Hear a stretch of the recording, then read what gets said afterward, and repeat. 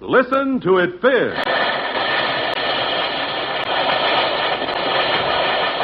Alka-Seltzer for headache. Alka-Seltzer for acid indigestion. Alka-Seltzer for cold distress. Alka-Seltzer presents the Quiz Kids.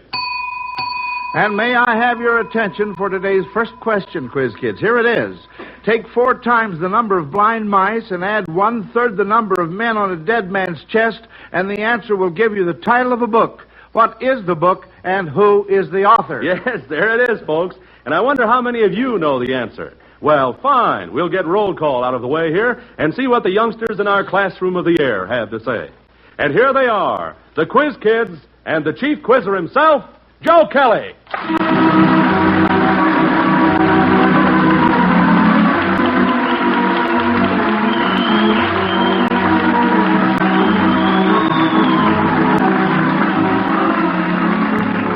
Thank you, Bob Murphy, and hello, everyone. We're happy to have all you folks here for another Alka-Seltzer question session with those Whiz Kids, radio's famous Quiz Kids. Go right along with us, won't you? See how many of these puzzlers you can answer, too. And as for you youngsters, if you do well answering the questions I ask you this afternoon, I have a special treat for you. Yes, sirree. Later on, I'll let you ask questions of our special guest, Al Capp, famous cartoonist and creator of the comic strip Lil Abner. Say, that'll really be something, won't it? Oh, you betcha. So let's get schoolwork started. Here we go with roll call. First, that smiling young Irishman, Patrick. I am Patrick Owen Conlon. I'm 11 years old and in 7A at the Fort Dearborn School in Chicago. And then that young old-timer, Joel. I'm Joel Kupperman. I'm 12 years old, and I'm a freshman at Roosevelt High School. Next, returning to school, Greta Lee. I'm Greta Lee Woods. I am 6 years old, and I'm in first grade in Bethlehem School in Chicago, Illinois. Yeah, the girl. And also returning to school, tall, nice-looking John. I'm John Pollock. I'm 15 years old and a sophomore at Nicholas Senn High School. And finally, sitting on a couple of telephone books so that he'll be able to reach his microphone, little Malcolm. I'm Elvin Miles. I'm 5 years old. I go to kindergarten in Norwood Park School. All right, fine. Now then, can you kids answer your first question from Carolyn and Jim Guthrie of Sanford, North Carolina? Take 4 times the number of blind mice and add 1/3 the number of men on a dead man's chest, and the answer will give you the title of a book. What is the book, and who was the author? We have 2 hands up. Joel's hand was first. Well, there were 3 blind mice, so 4 times that is 12. 12, right. And 15 men on a dead man's chest was a pirate song in Treasure Island. So 1/3 of 15 is 5, so that makes 17, a novel by Booth Tarkington. That's right, 17 by Booth Tarkington. Hooray! That first question really called for fast thinking, Joel, and you came through with flying colors. Now, this question sounds like a stumper from Mrs. M. Baker of New York. There are 2 names in the Bible that sound very similar. Can you children distinguish between them? They are Goshen and Gershon. First, what or where is Goshen? Patrick. Well, Goshen is a land. It is really a city. Goshen. Well, where is it? Gershon Huh? Gershon was the son of well, anyway, Goshen. Son of whom? Aaron. Of who? Aaron, I think. No. Gershon? No. Joel, what were you going to say? Well, I thought it might have been one of Solomon's sons. No. Greta Lee. It was Moses' son. No, honey. Patrick again. It was Samuel's. No. Huh? I'm afraid you're guessing, children. John? What about Goshen? Wasn't that in southern Asia Minor? Well, Land of Goshen? No. Joel? I'm not sure, but I think Goshen was the sector of Egypt that was given to the Israelites. Well, kids, now look, let's straighten something up here. On the second part, Gershon was the son of Levi. Now, of course, he was sometimes called Gershom. Another Gershom was the elder son of Moses, So you're right on the second part. Now, on the first part of the question, what or where is Goshen? Goshen is a district in Egypt where Joseph went in his chariot to meet his father, who was coming from Canaan. Now, you're nodding your head, Joel. Am I wrong on this, or am I right? No, you're right. Well, that's all. Well, all right. So we're going to have to call that first part a miss, and that means that Mrs. M. Baker of New York wins a big Zenith radio phonograph combination from the makers of Alka-Seltzer. Now then, if you kids missed this question from Richard Baldwin of Iowa Falls, Iowa, Alka-Seltzer will send Mr. Baldwin one of those magnificent Zenith radio phonograph combinations, the set with 2 Cobra tone arms, one for regular playing records and one for the new long-playing records, and 2 FM bands. So we'll just see how you come out on top with this one. And it's plenty hard. Mr. Truman and Mr. Barclay formerly served in the Senate at the same time. We have had a president and vice president who served in the Senate at the same time before. Can you give me an instance of this kind, Patrick? Well, one was Martin Van Buren. Martin Van Buren. And Richard M. Johnson, his vice president. That's right. And there was another one, too. All right. It was John Tyler and William Henry Harrison. Right in both instances. Very, very good, Pat. Very good. Well, sir, Mr. Baldwin does not receive the big Zenith radio phonograph combination for his question because you answered it correctly, Pat. But he does get a radio, and a mighty fine one, too. The Zenith Transoceanic Standard Shortwave Portable Radio in a handy luggage case. Now, that is always the reward when a question is answered correctly.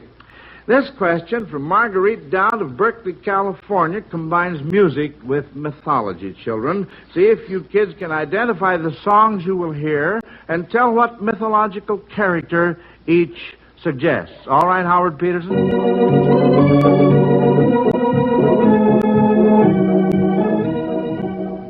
Joel? Well, it'd be Keep the Home Fires Burning. And there was a Roman goddess, Vesta or something like that, that's and right. they had to keep the fires burning for her all the time, and they had people to do that task. That's right. She was the Roman goddess of the hearth fire. Now then, Patrick has his hand up. There are 2 other instances. Apollo, the sun is supposedly made of heavenly fire. All right. And if the sun went out, of course, it'd be a catastrophe. And then Pluto, the god of the underworld. Yes. He had to have the home fires burning too. He certainly did. Yes. And then, of course, John. Well, Prometheus, he was the one who was supposed to have brought fire down to the mortals from heaven. He gained say now, there's another good answer too. Joel. Well, and Phaethon, he nearly burned up the earth in Apollo's chariot. Yes, he did. And then also, Pat? Well, Jupiter used lightning, and fire does have something to do with lightning, so you'd have to... It does incite fire. Well, now, you've given us quite a few. I think we'll go on to the second part of the question. All right, Howard?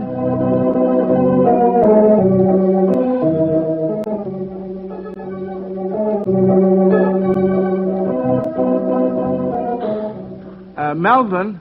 Well, I think the name of that is I Wish I Was Single Again. No, you're wrong, Melvin, but that's all right, though. I like that. That was a cute answer. John? Well, that was Little Sir Echo. That's right, and, Little Sir Echo. There was a goddess who was punished for being vain or something. Only her voice remained. Her name was Echo. And she always talked and mimicked people, and then they only let her mimic them. They only repeat the words that they said. That's very, very good, John. Joel? Well, Jupiter had been paying attention. She was a nymph. Jupiter had been paying a little too much attention to her, though she really was after Narcissus. So Juno deprived her of the power to talk to people only if they talked to her. So she just became an echo, and since she couldn't talk to Narcissus, since he didn't want to talk to her, she just pined away, and that's right. All that was left was her echo. That's right. Well, now tell me something. Who can sing a little bit of Little Sir Echo? Greta Lee? Little Sir Echo, how do you do? Hello, hello. Little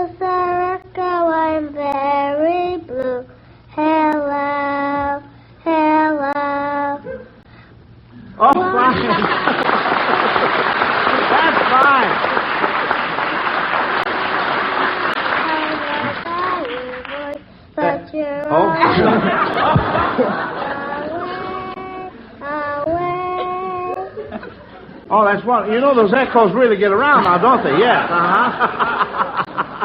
Oh, that's all right. You are through, aren't you, Greta Lee? Yes, fine. All right, now, quiz kids. Now, we'll consider this next one from our Alka-Seltzer question box after a word from Bob Murphy. A correction, please, Professor. Not one word, but three. They are March, weather, colds. The three words that are headline news in many a household these days. And I'm wondering how many of you folks are caught with a cold right now. Well, don't forget, Alka-Seltzer can bring relief from much of that cold distress. Here's the ABC cold comfort treatment. A, Alka-Seltzer. Start taking it at once to help relieve that miserable ache-in-every-bone feverish feeling. B, be wise.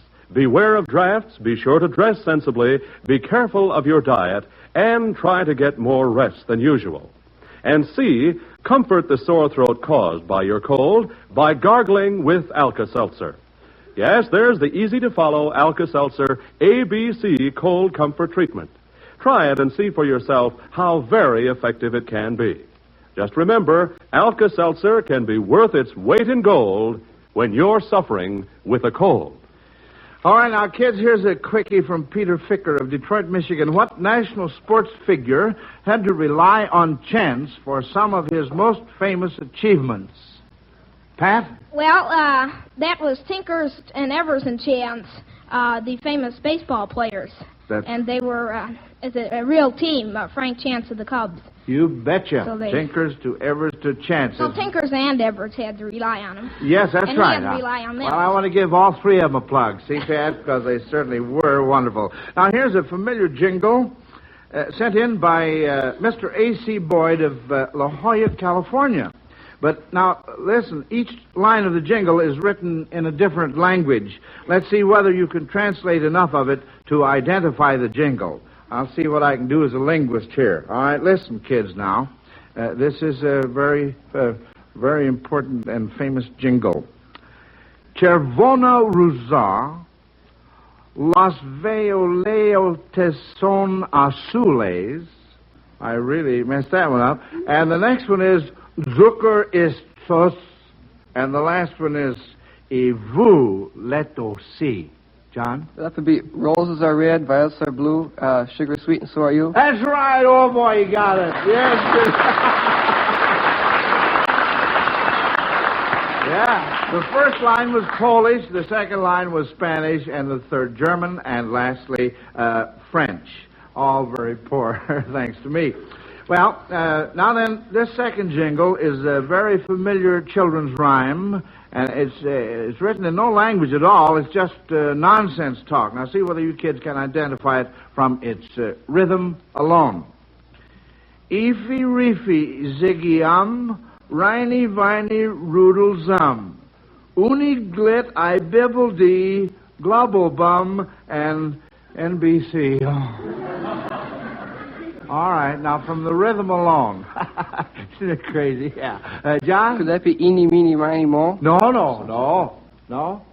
Well, maybe it could be the rhythm. Yes, it could be at that. I was thinking of something else that, sort of brings a little twinkle in your eye. I mean, look at the hands. Joel.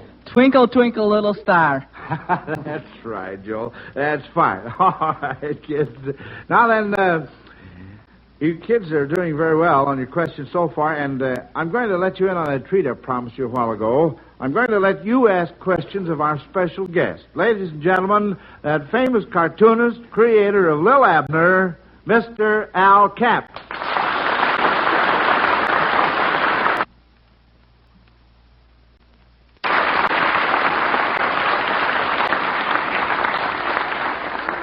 Well, Al, it's a pleasure to have you with us. Are you all set for your first question? I am, Joe. I'm Al Capp. I'm 39 years old. I don't go to any school, but I do go to the Store Club and the Copacabana, and I do a comic strip, the hero of which you kids are much smarter than. We'll take you first. You ask your question of Mr. Capp first. Mr. Capp, where did you get the idea for the Shmoo, and how did you think of such a wonderful name for him? The idea for the shmoo came to me when I was driving to my farm in New Hampshire. That's a small state, the other side of Massachusetts, as you kids know. And the landscape was so beautiful, and the houses on it were so pretty, and all of it was so lovely that I was grateful for living on this great big earth, if you'll forgive me for being maudlin. And it occurred to me that here, this wonderful world we all lived on would give us everything we want, all the good things, all the wonderful things, and all we had to do was just let it alone. Well, I reduced the earth down in size slightly to the size of a shmoo, and the shmoo is the good earth itself, and the reason that it's called the shmoo is that that's its name. There just isn't any other name. And now, who else has a question? How about you, Greta Lee? Get worried how you're going to get little Abner out of his troubles, or do you know before you get him into his troubles? Okay, Al, I'd like to know about that one, too. Well, Greta, it's not getting little Abner out of his troubles that worries me. The trouble I get him into usually gets me in trouble. It's worrying about myself that really makes me gray and wrinkled.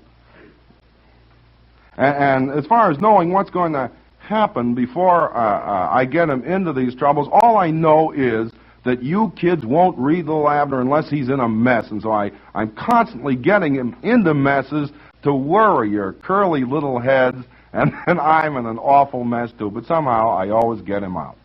And now Joel. This is rather an unfair question, but as a cartoonist, what do you think about comic books for children? Yes, Al, there's one for you. I think that comic books are fine for kids, especially the little Abner books. But actually, I think that all comic books, with very few exceptions, are excellent for children. Most of them are beautifully drawn. They're written with you kids in mind. They're prettily colored, and they're good and wholesome. Don't be fooled by the enormous furor that's being raised about the 1 or 2% of bad comic books. There is a lower percentage of badness in comic books than in any other field of mass entertainment, and that includes movies and, if you'll forgive me, radio. There are less bad comic books than there are bad in any other field of entertainment. And now, Pat, we haven't heard from you. I'd like to know, Mr. Cap, do you model your characters and places from real life? And I'd also like to know, what kind of a working week do you follow? That's kind of a 2-in-1 question, Al. Well, and she's asked me 2 civil questions, and I'll give her 2 civil answers. First, are there people in real life like there are in my strip? Gosh, I hope not. I hope that I never meet most of the people I draw. And my working week is the same as anyone else's working week. I get up at 9 in the morning, I begin work at 9:30, I stop at 5, and I do that every day for 6 days, and on the 7th day I collapse. And now, young Melvin, I'm almost afraid to ask you for a question, but fire away. Well, you needn't be afraid, because yesterday in Little Abner, nobody liked the idea that you cut out the schmooze, so the kids were pretty angry at you. You told them don't have such a line for the autographs, and then they started to throw things at you. So you looked at your fan mail, and you said, well, I think they'll have something good to say about me. And then you found out that there wasn't. Nobody liked the idea, and my question is, what's going to happen Monday? Uh-oh, we're listening, Al. Well, first, I hope that all America agrees with me that it was pretty awful of those kids to treat me so nastily in the strip. As I saw the strip, I was being pelted with bricks, I was being cussed out, and I was being generally treated very badly for not drawing schmooze anymore. And so what's going to happen Monday is, gulp, I'm going to draw some schmooze. And now, is there anything else bothering you, Melvin? Yes, well, what are the big lumps in the toes of little Abner's shoes? And may I please have your autograph? Well, there, Al. That's a humdinger. Well, the autograph is easy because I can spell Al Cap. I've practiced. Now, the lumps in Lil Abner's shoes, Melvin, must be a secret between you and I. The lumps in Lil Abner's shoes are his toes. And I do hope that this show proves to all America that I'm just as smart as any 4-year-old kid in Chicago. And also I've been flattered to death to be on the show, and it's been fun, Joe. I've listened to the Quiz Kids for a long time, and I do think they're wonderful. And I know people want to hear more of them instead of me, and so I'll take my leave and see you in the funnies, kids. Well, thank you, Al Cap, and we certainly will see you in the funnies for a long time to come.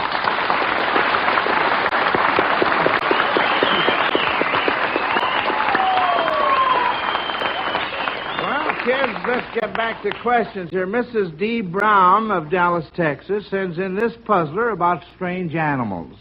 What deer could a man hold in the palm of his hand? John? The mouse deer. The mouse deer, that's right, because it's no higher than a book. Now, what animal might be a great help if you were having trouble with ants? John again. An anteater. An anteater, that's absolutely right. Well, we'll get along this next question in just a minute, Quiz Kids. In the meantime, here's Bob Murphy again. Thanks, Joe. And I'm wondering how many of you folks listening in take Alka-Seltzer for relief from headaches? From headaches, Mr. Murphy? Mm-hmm. Well, I don't know about that, but I see to it that we're never without Alka-Seltzer in our home. We take it for relief from acid indigestion, and, well, we all think there's nothing quite like Alka-Seltzer. That's right. And let me give you a tip, Mrs. Housewife.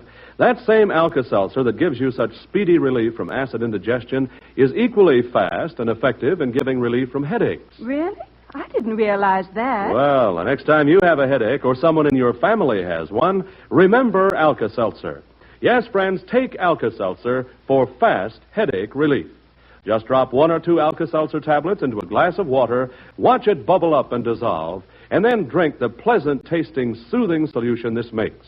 Taking Alka-Seltzer is not like taking medicine at all, and you'll be delighted at how quickly sparkling Alka-Seltzer can bring relief from the pain and distress of your headache. If you have never taken Alka-Seltzer for headaches, the next time you have one, try it. Yes, that's all we ask you to do. Try it. Alka-Seltzer will do the rest. Get Alka-Seltzer at any drugstore. And remember, when headache causes grief, misery can be brief. Take Alka-Seltzer for relief. Okay, Bob, and now, Quiz Kids, back to our question. Just a minute, Joe. Before you ask that next question, we have another guest here in our classroom, and I think she has something special to say to you. So, Joe Kelly and all of you listeners, I'd like to have you meet Miss Helen Bolstad, Chicago editor of Radio Mirror magazine. Well, thank you, Bob. I do indeed have something special to say to Joe Kelly. For the second year in a row, Mr. Kelly, you have been voted the best quiz master on the air. This is the opinion of the listeners themselves in the annual poll conducted by Radio Mirror. So, Mr. Kelly, on behalf of the magazine and all your radio fans, it gives me great pleasure to present you with this special salutation.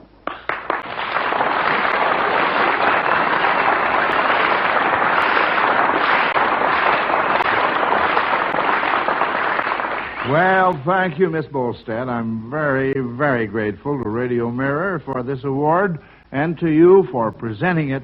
And a great big thank you from the bottom of my heart to all you listeners who voted for me. Oh, you bet, Joe. And say, I know you folks are going to enjoy reading that special illustrated feature story about Joe in Radio Mirror magazine. The issue is on the newsstands right now, friends.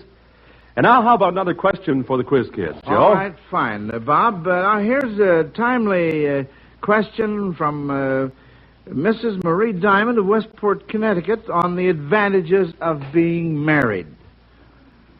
How much income tax would an unmarried man earning $3,000 a year save if he got married and had a wife without an income? We'll assume he takes the standard deduction. The rate on the first $2,000 would be a 20% tax less 17% of itself, and the rate on the second $2,000 would be a 22% tax less 12% of itself. Joel? Well, let's see. Now, first take the case of the unmarried man. The standard deduction is 10% of his income. That leaves him $2,700 to tax on, minus $600 for himself. That leaves him $2,100. So now let's see, 17% of 20%. Well, that's a fifth of 17, or 3.4 from 20 is 16.6% of, let's see, of 2,000. Well, that'd be 20 times 16.6, or 200 times 160, 20 times 16.6, or 2 times 166. So that'd be 332. 332 plus, let's see, 22 minus 12% of itself. 12 times 22, that's 220, 264. That'd be 264. That's 334.64 would be his tax. No, wait a second. Yeah, 334.64. And the other one, 1,500, would be 15 times 16.6. That'd be 30 times 8.3. 30 times 8.3. That'd be, let's see, 3 times 83, that'd be $249. So, let's see, what did I have on the other one? Do you remember? Well, I'll do that over again. Well, yes, I don't think I should tell you, though. 20 times 16.6 is 2 times 166, that's 332. 332 plus, let's see, 12% of 22, that's 2.64 minus that's 19.36. That's right. That's 51.36, so the difference is $102.36. That's right, Joel. Yes, sir.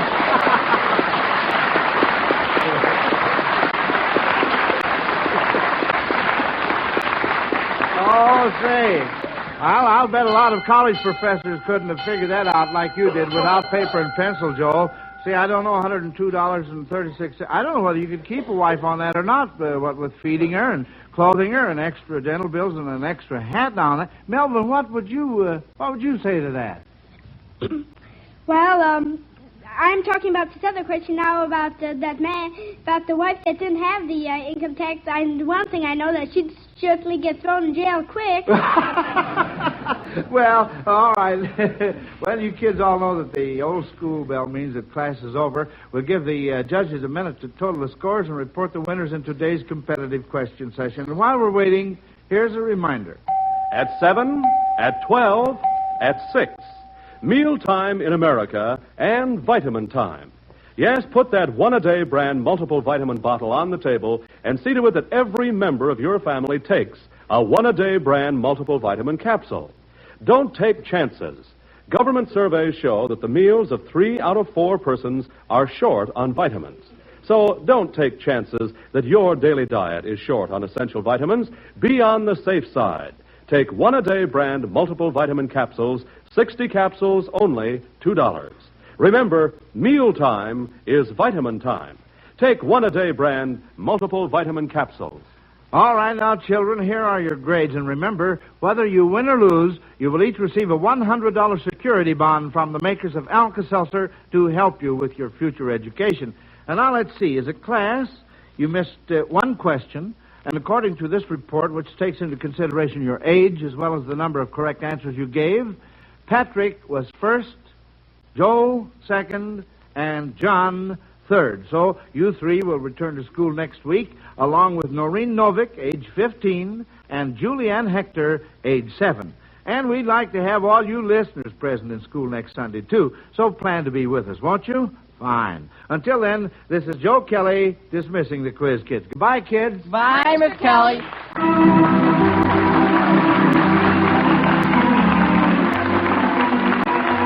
Listen to the Quiz Kids every week and listen to Alka-Seltzer's Views of the World every Monday through Friday on most of these NBC stations. This is Bob Murphy speaking.